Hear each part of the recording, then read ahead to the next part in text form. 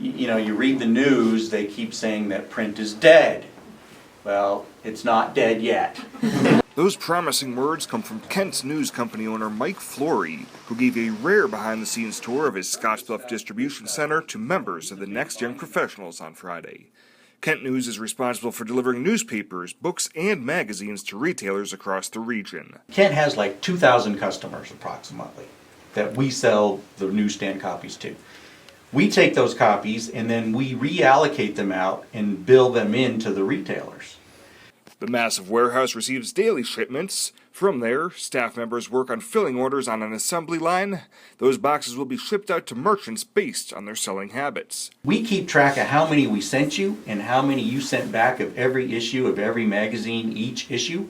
And we have this huge database, and it forecasts, based on your sales, how many we need to send you the next time. So when I get this 10,000 in, this computer goes tinka, chinka, chinka, chinka, and it comes out and it says, yeah, Co-op needs 26 of this. The little convenience store needs 3, and then it makes an invoice. And so then it goes on an assembly line, and our people on the assembly line pick all these orders, and they package them in boxes, and that's what goes out to the customers. Flori says that magazines with articles that are readily available online have seen a decrease in sales over the past decade. However, many of the titles he carries have stood the test of time.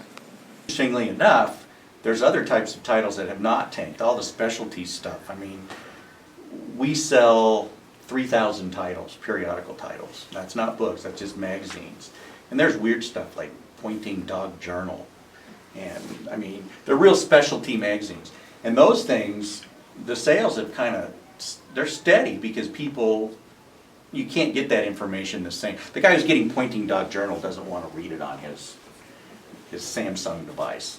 Kent News Company tends to overstock their retailers to ensure they always have enough product to sell. But some people questioned, what happens to the magazines that don't sell? We pick up the old ones, bring it back here in a box, it's all labeled and everything, and we scan it again and then we give them a credit. So then there's this billing that's the net of the net. Then at the end of that, when the magazine is done being scanned, it goes on a conveyor belt, and then it goes up into this other room I'll show you when we go through the warehouse, where we grind it up into bale, basically, and we recycle the paper.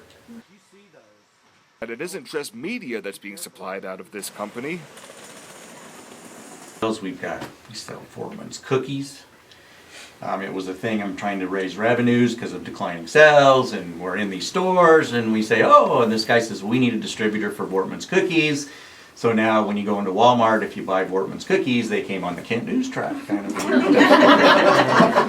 Kent News started in the garage of Norman Kent back in 1936. In the 1960s, he sold it to his son, Doug, who ran it until 1997 when Flori bought the company. However, Doug still works at Kent News from time to time. Flori says one obstacle he faces in this industry is the inability to decide what the margin should be.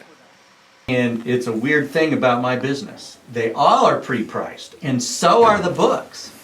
And so it's hard for us in terms of our financial model, because I get product that I can't set the retail price. In most places, if you have a can of beans or you're selling bread or whatever, and your costs go up, fuel, labor, whatever, you raise the cost of your thing at this thing. I cannot do that. It's all pre-priced. So I have to find ways to cut costs in labor and other ways, right? Surviving the onset of the digital age has enabled Kent News Company to be a staple in the Panhandle for nearly 80 years. Flori adds that there's just one thing he needs to do to keep the company going for the next 80 years. You still see the magazines at the front in Walmart and in Co-op and every place, because hopefully people like you are still buying them. In Scottsbluff, Ryan Murphy, KNEB News.